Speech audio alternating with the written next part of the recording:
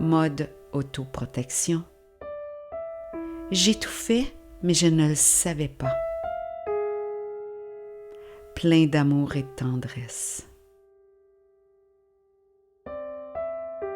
Réinventer.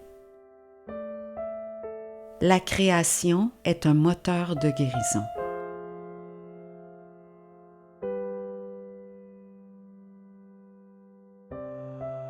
Colibri, Centre des femmes présente des mots sur des mots.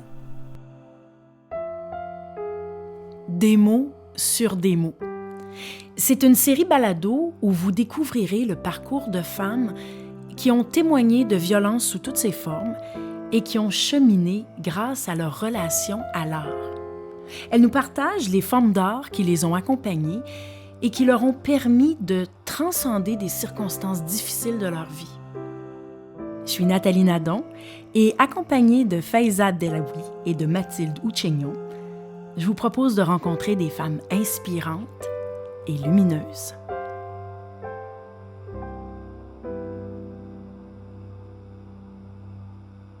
Alors on se plonge à la découverte d'un nouveau parcours. Nathalie, tu as rencontré Lise. Est-ce que tu peux nous en parler? Lise, c'est une femme extraordinaire, un bout en train. C'est une femme vraiment dynamique.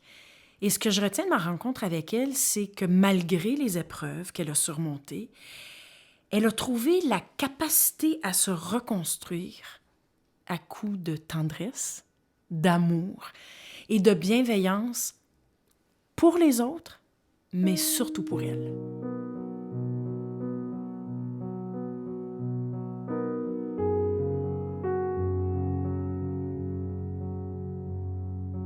Je pense que chaque individu a une histoire intéressante, donc la mienne n'est pas plus intéressante que les autres, mais c'est mon histoire. Et elle a commencé comme ça. Je suis née à Sudbury le 29 février 1968 et je fus mis en adoption dès ma naissance. Mes parents, qui étaient abitibiens, vivaient à ce moment-là à Sudbury, qui, eux, m'ont adoptée à l'âge d'1 mois. Donc, j'ai commencé la vie sous le nom de Lynn Lepage. Et quand mes parents m'ont adoptée, ont changé mon nom pour Lise Roy. Donc, je pourrais dire que Lise Roy est née probablement le 29 mars 1968. À l'âge de 4 ans, mes parents ont retourné en Abitibi, à Val-d'Or. Donc, ils sont retournés à la source et c'est la raison pourquoi je ne parlais pas anglais et que j'étais francophone, abitibienne. Tu viens de nous parler de 2 anniversaires. Ton anniversaire de naissance, qui est le 29 février, qui d'ailleurs est une année bissextile. Donc, toi tu fêtes aux 4 ans, officiellement aux 4 ans, mais comme tu es mon ami, tu sais qu'on fête à chaque année. Et tu as un 2e anniversaire, en fait, ton anniversaire d'adoption, disons, qui est le 29 mars. Bien, moi, ce qui me trouble un peu dans ce que tu viens de me dire, c'est que, comment ça qu'on n'a jamais pris avantage de ces 2 fêtes-là, toi puis moi? Tu sais, moi, toute porte à fêter. Je retiens ça. Je pense qu'au départ, Nathalie, le fait que j'ai une fête seulement qu'une fois aux 4 ans,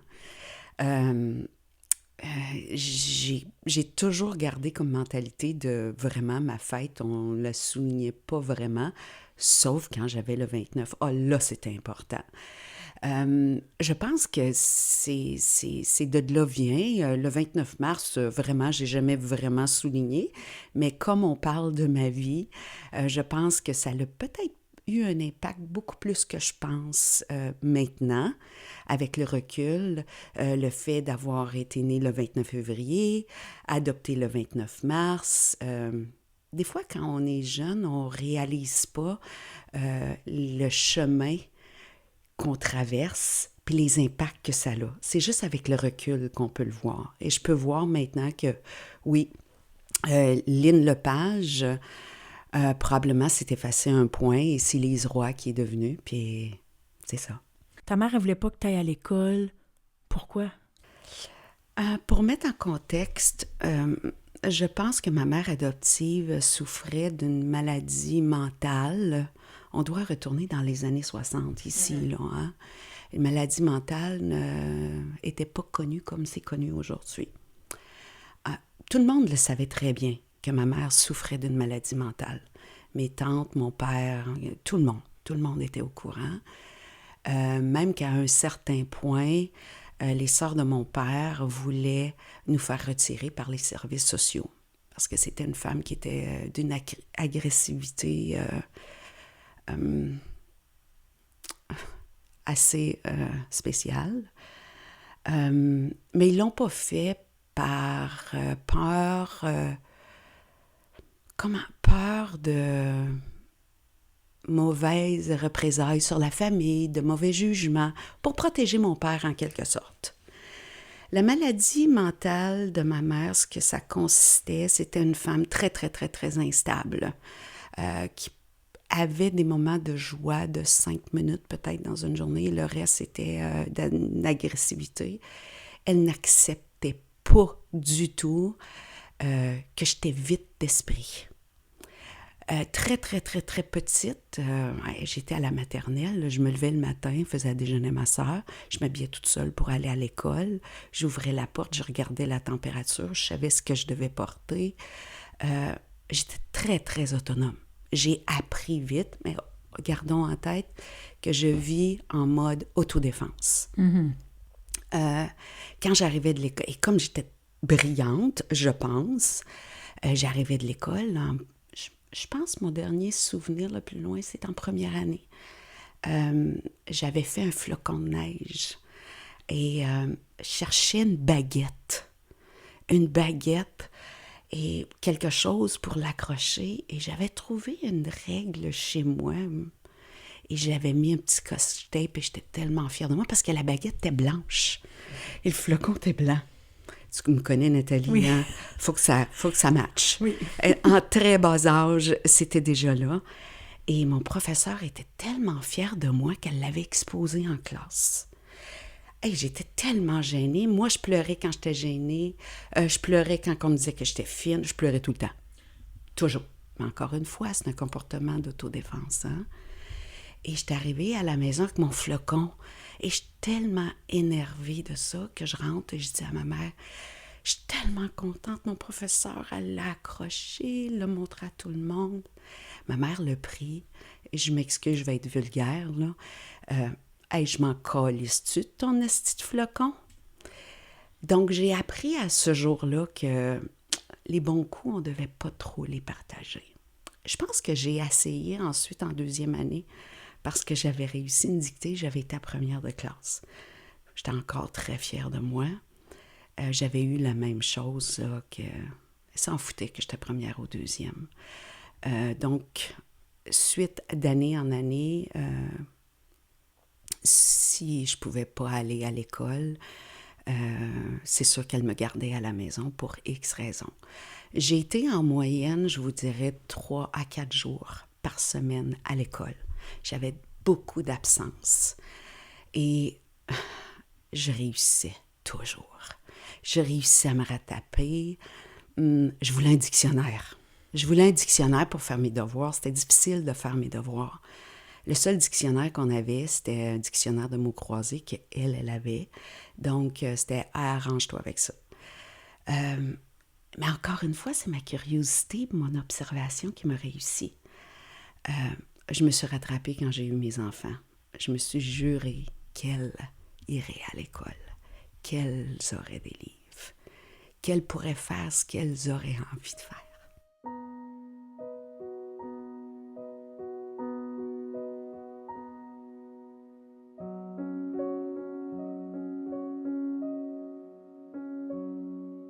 Probablement une des grandes raisons pourquoi tes profs sont venus chez toi, c'est toujours ta soif d'apprendre. Effectivement. Puis ça motive-tu un professeur, un élève qui a soif d'apprendre, qui a soif? Oui. Tu sais? Oui. Fait que je pense qu'il y a ça aussi. Oui. En tout cas, il me semble que, oui, évidemment, tes profs ont été d'une grande générosité. Ah, énorme. Puis ils voyaient ton potentiel, mais le fait que toi, t'aimais tellement apprendre, ils se disaient, on va pas la priver de ça pendant 9 mois. Non, on va la protéger. On va l'armer.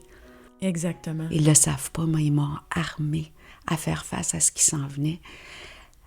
Tu sais, Nathalie, être mère à 12 ans, 13 ans, 14 ans, 30 ans, 40 ans, 50 ans, être mère, c'est assez facile. On a beaucoup d'amour à donner. Mm-hmm.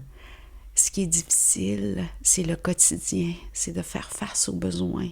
C'est le besoin financier, c'est le besoin émotionnel, physique. C'est ça qui est difficile d'être mère. Moi, j'avais fait le choix très clairement à 13 ans et demi de garder mon enfant. C'était très clair dans ma tête.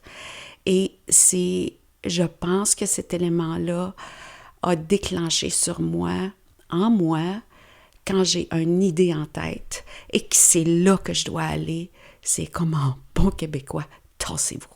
C'est là que je m'en vais. La grande chose que j'ai dû apprendre à vivre, ça a été la honte. Ma mère avait honte de moi. Quand j'ai rencontré mon ex-conjoint, ça a été très clair dès le départ que je n'avais pas le droit de dire quel âge que j'avais, car ça aurait été très nocif pour sa carrière.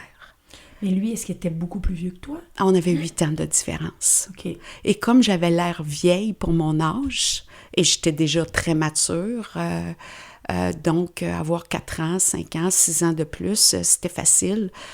J'ai tellement vécu dans ce secret-là que moi-même, je demandais à mes filles quel âge que j'avais d'année en année parce que j'ai tellement menti sur mon âge, si on peut dire, ou caché mon âge.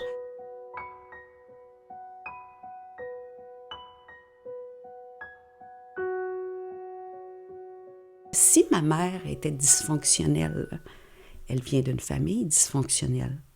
C'est des cercles. Donc, je ne dis pas que toute la famille, la parenté était dysfonctionnelle, mais il y en avait beaucoup. Les comportements que moi j'ai appris ou que mon cerveau primate a enregistrés, c'est des comportements de contrôle, abus physiques, verbaux et sexuels. Donc, c'est sûr que je me suis en allée vers ça. Et je me sentais en sécurité dans un sens, dans ces comportements-là. Mais moi, je n'étais pas comme ça. Et mon père n'était pas comme ça. Mon père avait plein d'amour et de tendresse. Donc, ça a été facile pour moi de ne pas répéter en tant que mère ces comportements-là. Parce que mon père m'avait enseigné autre chose. Mais c'est sûr que j'avais un conjoint qui n'était pas autant que ma mère, mais avait ses comportements à lui pour ses raisons à lui. Je n'irai pas dans les détails par respect pour lui et mes enfants, mais on reste dans ces comportements-là, sans le savoir.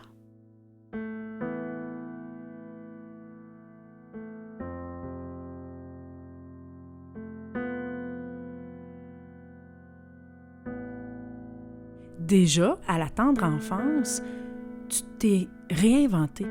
Puis, te connaissant très bien, je trouve que tu es une femme qui est toujours en train de se réinventer. Puis là, je continue un peu dans la direction de te découvrir.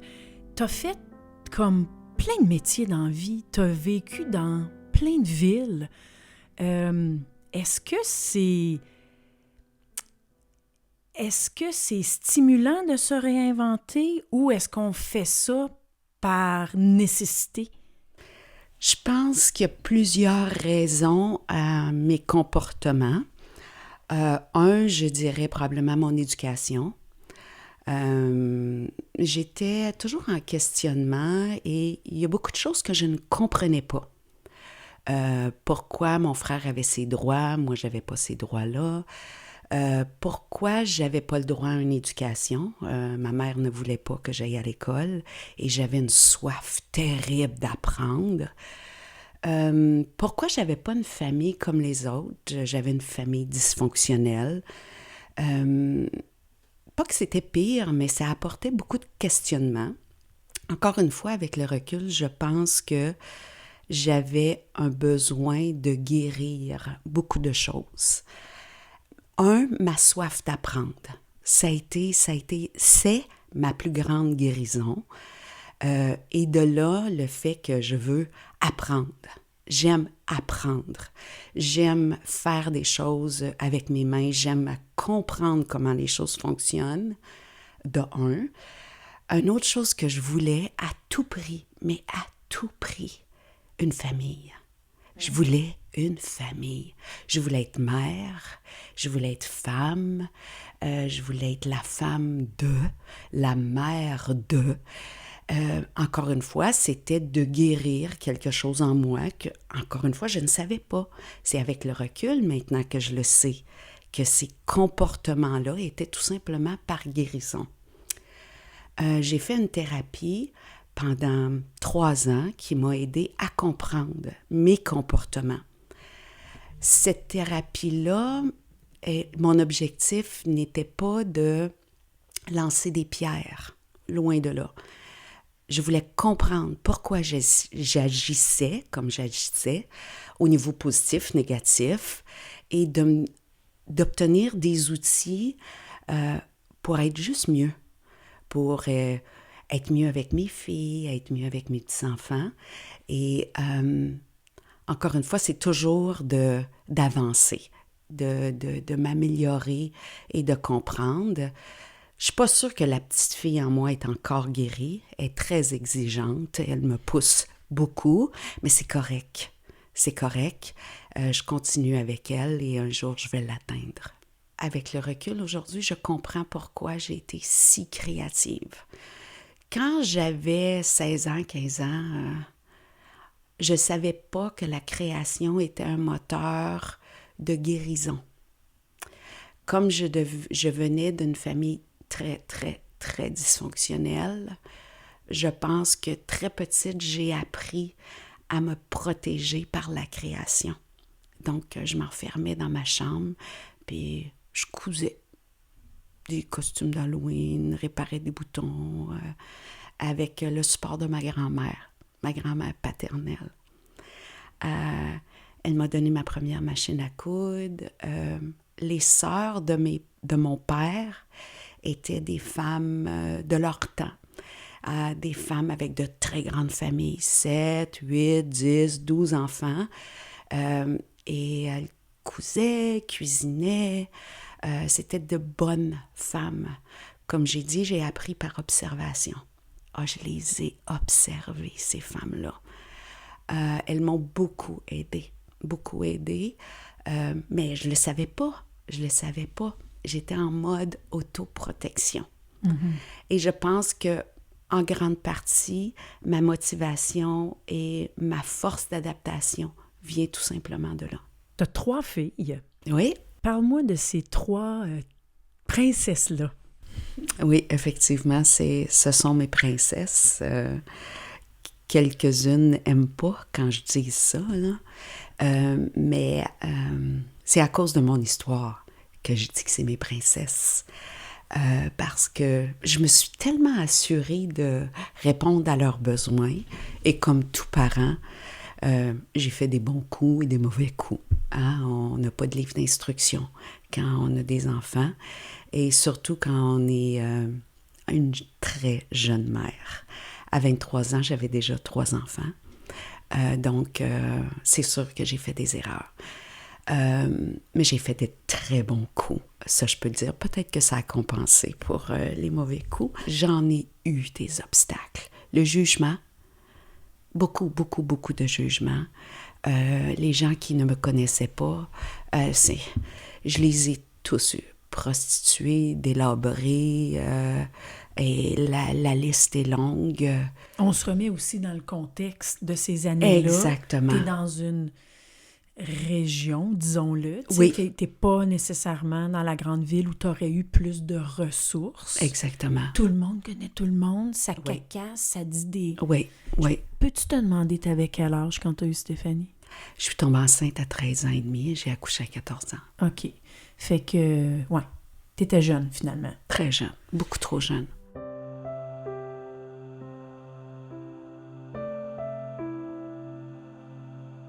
Le ménage. Je frotte.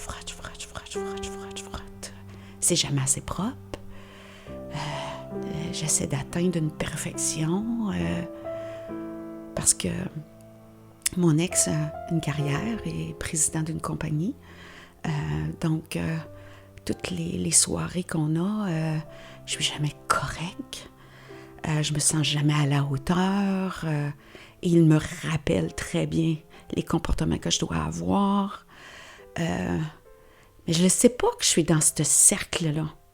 Sans côté d'une jalousie très excessive. Et plus que les années vont, plus qu'elle sait. Moi, j'étouffe, mais je le sais pas. Fait qu'est-ce qui fait qu'on reste si longtemps dans une relation qui, en fait, au final, nous brime? Je l'aimais profondément. J'ai ce talent de croire aux gens, de croire en leur talent. Et je ne les abandonne pas tant et aussi longtemps que moi je vais croire. Je croyais en nous deux. Lui a son histoire à lui et ses propres blessures à lui. Et je n'abandonne pas aussi vite.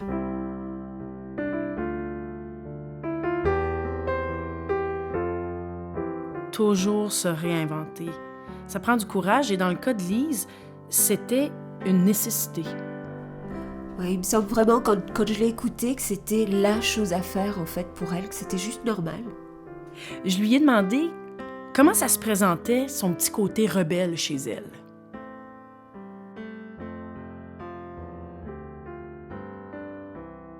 Quand quelqu'un sur un chantier me dit que c'est impossible à faire, et quand dans ma tête, je le sais que ça va fonctionner, oh là, je vais faire des dessins, je vais faire des recherches, ça c'est mon côté rebelle. Mon côté rebelle, c'est quand quelqu'un me dit à tort sur une façon que j'ai de penser. Je vais reculer, penser, analyser, et si je le sais que j'ai raison, je vais revenir à la charge. Sans agressivité, sans rien, mais ça, c'est mon côté rebelle, définitivement. Et protéger les gens. Si je sais que quelqu'un malmène ou dit quelque chose à l'un des miens, je suis plus que rebelle. Je peux vous dire, plus que rebelle.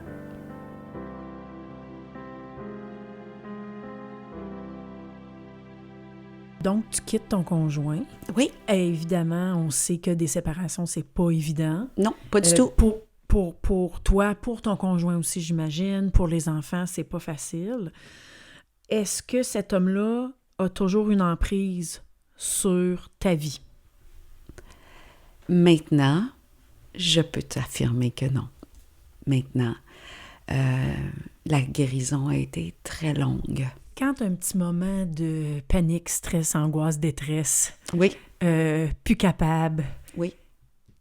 c'est quoi ton premier go-to? Un bon livre? Tu vas sur Instagram puis tu regardes des photos d'architecture. Qu'est-ce qui te fait comme oublier pour un instant? Qu'est-ce qui te calme? Oui, avant, ça a été... avant le divorce, c'était la lecture, parce que j'avais un peu plus de temps, moins d'enfants, plus de temps. Même si je travaillais pareil, j'ai toujours travaillé à l'extérieur de la maison un peu, là. J'ai une deal avec mes filles quand je vais partir de ce monde, parce que j'ai peur d'avoir rien à faire de l'autre côté. Je suis une hyperactive, donc j'ai des petites requêtes. Je dois apporter 3 livres avec moi. C'est les seuls livres que je dois apporter. C'est la trilogie de Marie Laberge, Le goût du bonheur. Je ne sais pas pourquoi, mais ces livres-là ont eu un impact énorme dans ma vie. J'ai pleuré de A à Z durant toute la trilogie. C'est écrit d'une main de maître. J'aimerais avoir plus de temps à lire parce que j'adore lire. des romans. Maintenant, je lis plus des détails d'architecture, comment bâtir. Tu lis des building codes, là. Oh oui, c'est ça. Je lis quand même, mais c'est ça. Maintenant, quand c'est un peu trop, à gérer, oui, Instagram m'aide beaucoup. Là, je suis un jeune homme, un enfant qui a 5 ans, qui fait de la couture avec sa mère. C'est comme une petite Lise, c'est incroyable, mais sauf que lui est avec sa mère, là.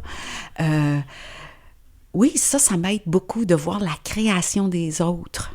J'aime ça. Et ce que je trouve intéressant, c'est que la création n'était plus à la mode avant COVID. Vous savez, les Fabric Land, ils meurent. Les gens achetaient plus de tissus. Les magasins de tissus, ça commence à être désuet, là. Oui, et ça revient. C'est intéressant. Tout ça à cause de COVID. COVID a eu du bon. Pourquoi tu as accepté mon invitation aujourd'hui? De venir parler de ton jardin secret, dans le fond, avec moi? À l'aube de mes 55 ans, je suis très fière de ce que je suis devenue. Très, très fière. Il y en a qui ont des doctorats, qui sauvent des vies, qui sont fiers. Il y en a qui sont serveuses dans un restaurant et elles sont fières. Sont fières de leur personne. Je suis extrêmement fière de moi, mais j'ai jamais vraiment pu le clamer. J'ai jamais pu vraiment clamer que moi, je n'avais pas honte de moi parce que j'ai pris mes responsabilités. Moi, je m'aime même si on a abusé de moi. Physiquement, moralement et sexuellement. Moi, je n'ai pas honte de moi. Moi, je m'aime. S'il y a une petite Lise qui est là, s'il te plaît, aime-toi. Elles doivent le savoir. Mais si les femmes comme moi ne parlent pas, on n'avancera pas. C'est triste d'être battu, d'être violé parce que on a un esprit vite. Parce qu'il y a des instincts animaux masculins qui ont une soif de sexualité extrême. C'est triste pour nous les femmes. Mais si on ne se tient pas debout, et si on ne dit pas, tu sais quoi, je m'aime quand même, on n'y arrivera pas, ma belle. Et j'ai toujours fait confiance à la vie. Je me suis toujours dit, la vie a un plan pour moi. Si j'accepte ce qu'elle me propose et je fais juste embarquer dedans, c'est quoi qui peut aller mal? Elle va me donner des obstacles, mais c'est correct, c'est la vie. J'ai dû apprendre à demander qu'on me laisse une place, apprendre à tolérer mon reflet dans la glace. Et j'ai arraché mes émois, les ai passés à la confesse, crevé les restes d'anonymat malgré l'orgueil qui proteste. Et je me tourne vers le soleil, une fois de plus, comme un enfant qui a vécu la guerre, l'éveille, un nouveau souffle dans le sang.